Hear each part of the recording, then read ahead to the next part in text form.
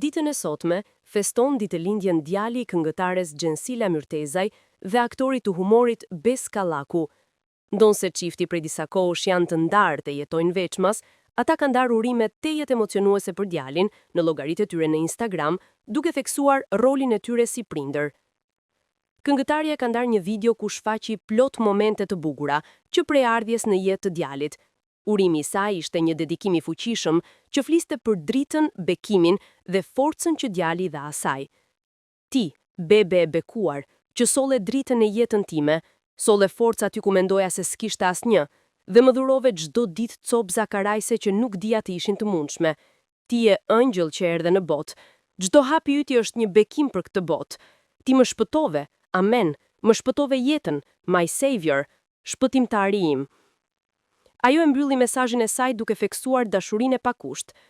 Qëndro gjithmonë i mirë, ashtu siç erdhe, si një ëngjëll, biri im. Duaje veten, duaje gjakun tënd dhe duaje kënd të botës pavarësisht nëse ata e meritojnë apo jo.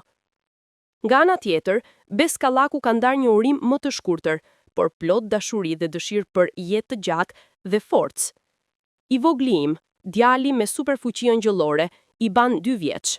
U rritsh me Zotin, biri im, ai do të ta plotsoj shpirtin dhe do të të forcoj eshtrat.